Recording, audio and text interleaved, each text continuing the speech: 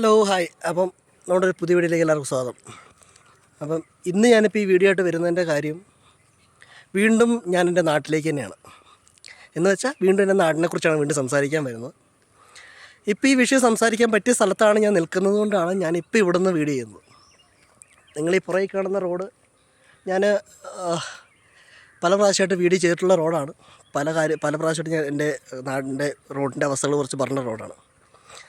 അപ്പം ഈ റോഡിനെ കുറിച്ച് സംസാരിക്കുമ്പോൾ മാക്സിമം ഈ റോട്ടിൽ തന്നെ വന്ന് ഇന്ന് നിങ്ങളെല്ലാവരും കാണിക്കുന്നതും കൂടിയല്ലേ നല്ലത്. അതുകൊണ്ടാണ് ഞാനിപ്പോൾ ഇങ്ങനെ ഒരു റോട്ടിൽ നിന്ന് തന്നെ വന്ന് ഇങ്ങനെ ഒരു വീഡിയോ ചെയ്യാൻ കാരണം.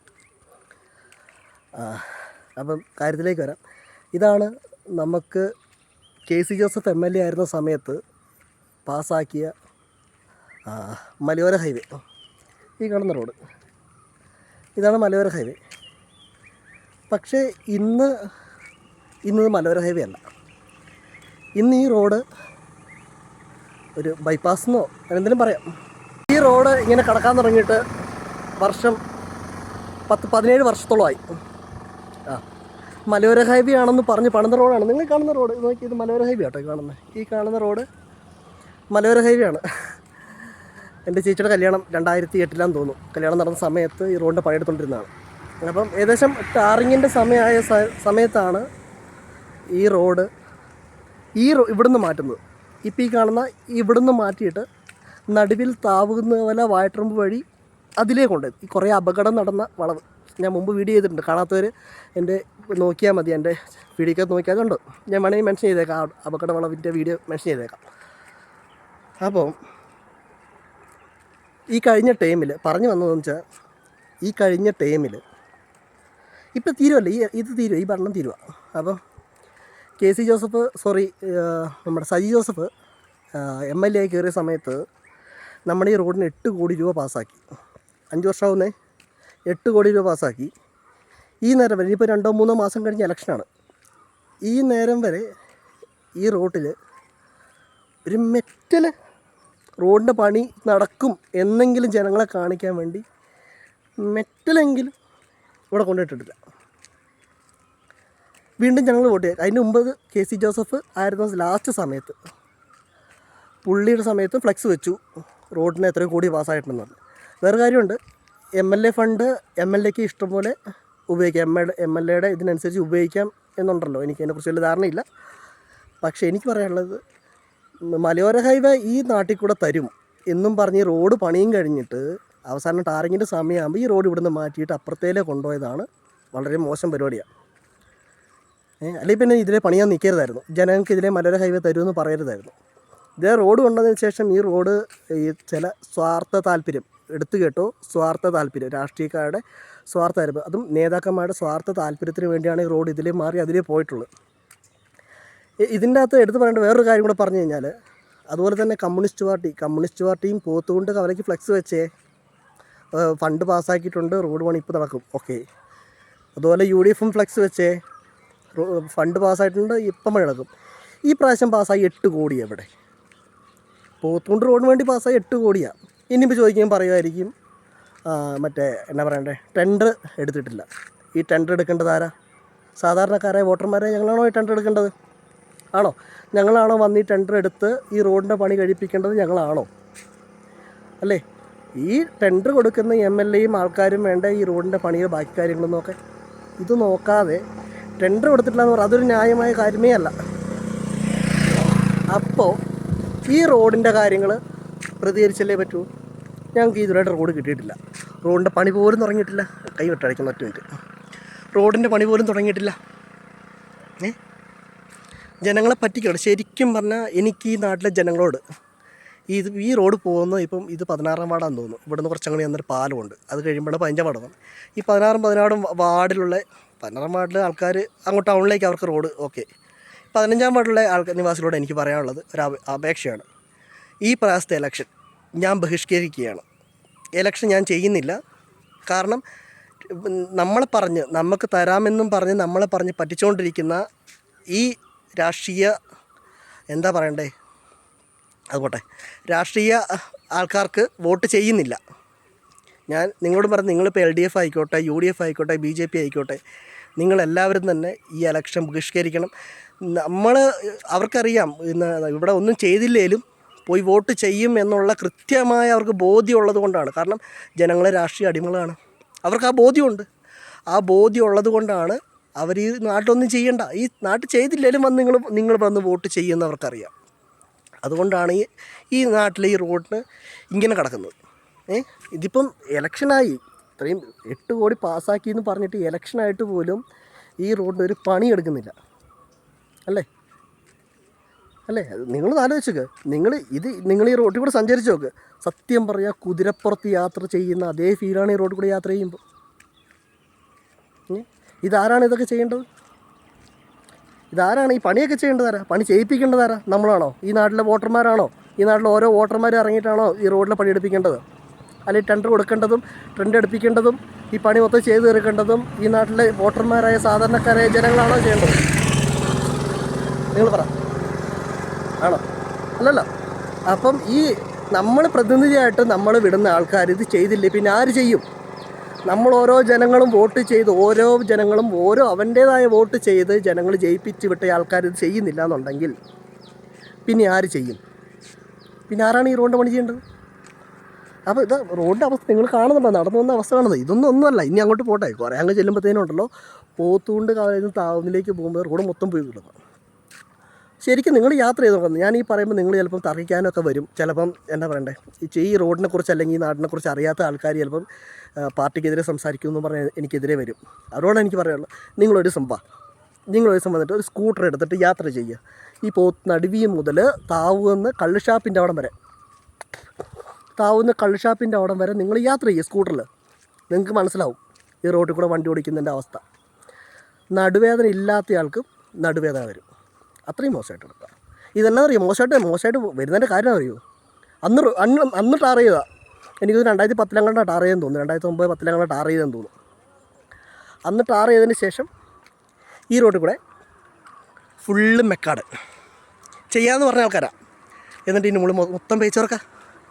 ഓരോ കുണ്ടും കുഴിയും നോക്കി പേച്ച് വർക്ക് ചെയ്ത് ഒരു 1 ഇഞ്ച് 1.5 ഇഞ്ച് കനത്തിലാണ് ഇപ്പോൾ റോഡ് കിടക്കുന്നത്. 1 ഇഞ്ച് 1.5 ഇഞ്ച് കനമുണ്ട് ഇപ്പോൾ റോഡിൻ്റെ അവസ്ഥ. പലയിടത്തും ഈ പേച്ച് വർക്ക് ചെയ്ത സ്ഥലത്ത് അപ്പം എന്ത് ഈ കുതിരപ്പുറത്ത് പോലെ ചാടി വേണം പോകാൻ. ഈ റോഡ് പല സ്ഥലത്ത് നമുക്ക് ഈ പയ്യാവൂർ മേഖലകളിലൊക്കെ പല സ്ഥലങ്ങളും റോഡ് നന്നായി കൊടുക്കുന്നുണ്ട്. കഴിഞ്ഞ ദിവസം ഞാൻ കണ്ട് എവിടെയോ കോൺക്രീറ്റ് ചെയ്തത് സജി ജോസഫ് MLA ഇന്നലെയാണെന്ന് തോന്നുന്നു കണ്ടത്. സജി ജോസഫ് MLA എവിടെയോ ഉദ്ഘാടനം ചെയ്യുന്നുണ്ടായിരുന്നു. അതിൻ്റെ ആ വീഡിയോ ഫോട്ടോ എന്തോ അതിൻ്റെ താഴെ പോയി ഞാൻ ചോദിച്ചിട്ടുണ്ടായിരുന്നു ഈ റോഡിൻ്റെ കാര്യങ്ങൾ. പിന്നെ അതുപോലെ തന്നെ ഈ കഴിഞ്ഞ പഞ്ചായത്ത് ഇലക്ഷന് പ്രചരണ പത്രിക വീട്ടിൽ കൊണ്ടുവന്ന സമയത്ത് അതിൻ്റെ അകത്ത് മെൻഷൻ ചെയ്തിരുന്നു 8 കോടി രൂപ കൊണ്ട് നവീകരിച്ച പോത്തുകൊണ്ട് താവുന്ന റോഡ്, നടുവിൽ പോത്തുകൊണ്ട് താവുന്ന റോഡ് എന്നും പറഞ്ഞ് 8 കോടി രൂപ അതിൻ്റെ അകത്ത് മെൻഷൻ ചെയ്തിട്ടുണ്ട്. ഞാൻ അന്ന് ചോദിച്ചു ഇവരോടെ, അന്ന് ഞാൻ നാട്ടിലെ പാർട്ടിക്കാട് ചോദിച്ചു, 8 കോടി രൂപ പാസ്സാക്കി നവീകരിച്ചു എന്നും പറഞ്ഞിട്ട് മെൻഷൻ ചെയ്തല്ലോ, റോഡില്ലല്ലോ.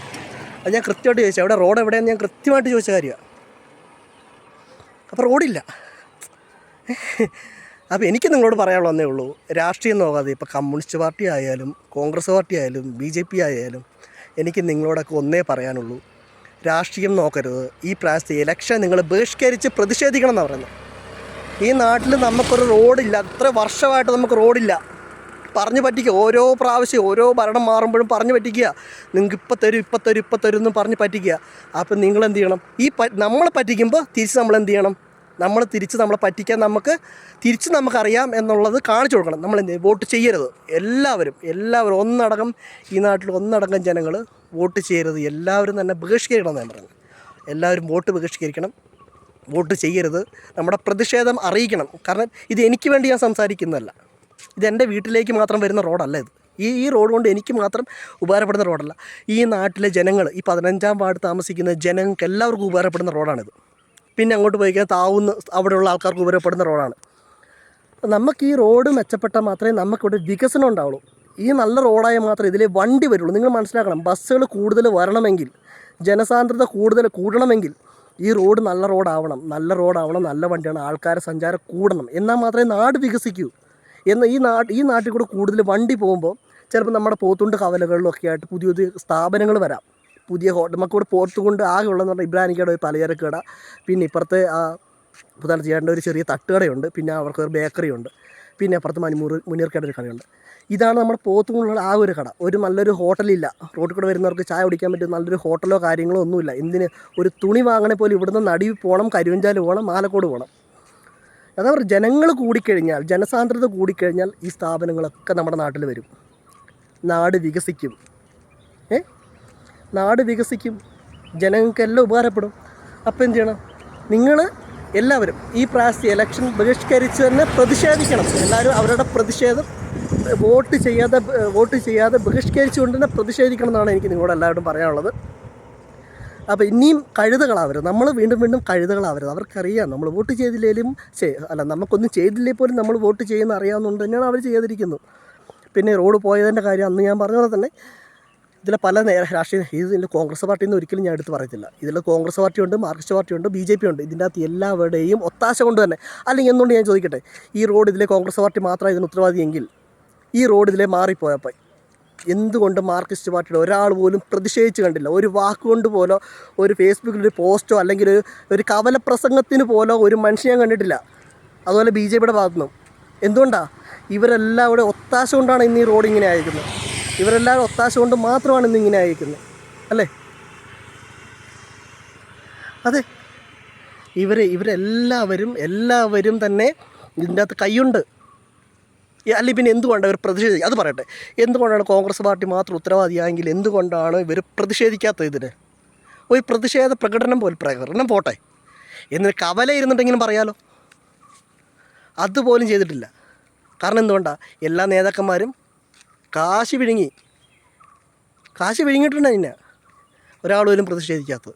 എനിക്ക് ഓർമ്മയുണ്ട്, പണ്ട് കുറച്ചാൾ മുമ്പ് ഈ നമുക്ക് റോഡ് തരാത്തതിൻ്റെ പേരിൽ ഈ നാട്ടിലെ കുറച്ച് പേര് പോയി തുടങ്ങുന്ന അവിടെ, ഈ റോഡ് ഇങ്ങോട്ട് തുടങ്ങുന്നതിന് അവിടെ പോയി പ്രതിഷേധിക്കാൻ പോയി. അവിടെ പോയിരുന്ന സമയത്ത് എല്ലാ പാർട്ടി ആൾക്കാരും, മാർക്സിസ്റ്റ് പാർട്ടിയുടെ ആൾക്കാർ വന്നിട്ട് അവിടെ ആൾക്കാരെ കൂട്ടിക്കൊണ്ടുപോയി. എന്നിട്ട് അവരോട് പറഞ്ഞു, ഇത് പാർട്ടി അംഗീകരിക്കുന്നതല്ല, പാർട്ടി അനുകൂലിക്കുന്ന ഒരു കാര്യമല്ല, ഇത് പാർട്ടി അംഗീകാരത്തോടെ ചെയ്യുന്നൊരു കാര്യമല്ലാത്തതുകൊണ്ട് ഇത് ഞങ്ങൾ സപ്പോർട്ട് ചെയ്യത്തില്ല എന്നും പറഞ്ഞ് അവർ കൂട്ടിക്കൊണ്ടുപോയി. അതിന് തെളിവുണ്ട്. പിന്നെ അതുപോലെ കോൺഗ്രസ് പാർട്ടിയുടെ ആൾക്കാരെയും കൂട്ടിക്കൊണ്ടുപോയി, BJPക്കാരും പോയി, ആരുമില്ല. അതാണ് ഇവർ പക്ക രാഷ്ട്രീയം കളിക്കുകയാണ് ഇവിടെ. ഈ നാട്ടിൽ പക്ക രാഷ്ട്രീയം കളിക്കുന്നത്. അതുകൊണ്ട് ഞാൻ പറഞ്ഞു, അതുകൊണ്ട് ഒരു പാർട്ടീനെ മാത്രമായിട്ട് കുറ്റം പറഞ്ഞു. പക്ഷേ ഇത് ഇപ്പം കോൺഗ്രസ് പാർട്ടി എടുത്തു പറയാൻ കാരണം നമ്മുടെ ഇരിക്കൂർ MLA ആയിട്ടിരിക്കുന്നത് കോൺഗ്രസ്സുകാരനാണ്, സജി ജോസഫാണ്. അതുകൊണ്ടാണ് ഞാൻ പാർട്ടി എടുത്തു പറയുന്നതിൻ്റെ കാര്യം അതുകൊണ്ടാണ്. അപ്പോൾ എനിക്ക് നിങ്ങളോട് വീണ്ടും അഭ്യർത്ഥിക്കാനുള്ളത് ഇതുണ്ട്. ഈ റോഡിൻ്റെ അവസ്ഥ ഉണ്ട്, നിങ്ങൾ ഇതുണ്ടോ? എനിക്ക് വീണ്ടും നിങ്ങളോട് പറയാനുള്ളത്, ഈ റോഡ് ഇതിങ്ങനെ തന്നെ കിടക്കും, അവരൊന്നും ചെയ്യത്തില്ല. നമ്മൾ ജനങ്ങൾ വേണം പ്രതിഷേധിക്കാൻ. അതുകൊണ്ട് നിങ്ങൾ ഓരോരുത്തരും വോട്ട് ചെയ്യാതെ പ്രതിഷേധിക്കണം. ഈ പ്രാവശ്യം ഇലക്ഷൻ ബഹിഷ്കരിക്കണം. ഞാൻ ബഹിഷ്കരിക്കുകയാണ്. ഞാൻ എൻ്റെ വീട്ടിൽ പറഞ്ഞിട്ടുണ്ട് കാര്യങ്ങളൊക്കെ. അതുപോലെ തന്നെ എനിക്കറിയാവുന്നവരോട് എല്ലാവരോടും ഞാൻ പറഞ്ഞു. ഇപ്പം ഈ വീഡിയോ കാണുന്ന നിങ്ങൾ ഓരോരുത്തരോടും ഞാൻ പറയുകയാണ്, ഈ 15-ാം വാർഡ് താമസിക്കുന്ന ഓരോ ജനങ്ങളോടും ഞാൻ അഭ്യർത്ഥിക്കുകയാണ്, നിങ്ങൾ ഈ പ്രാവശ്യം ഇലക്ഷൻ ബഹിഷ്കരിച്ച് പ്രതിഷേധിക്കണം എന്ന് ഞാൻ പറയുകയാണ്. അപ്പോൾ ഇത്രയും പറഞ്ഞുകൊണ്ട് ഞാൻ എൻ്റെ വാക്കുകൾ നിർത്തുന്നു. അപ്പോൾ അടുത്തൊരു വിഷയമായിട്ട് അടുത്ത വീഡിയോ കാണാം. ചേട്ടാ.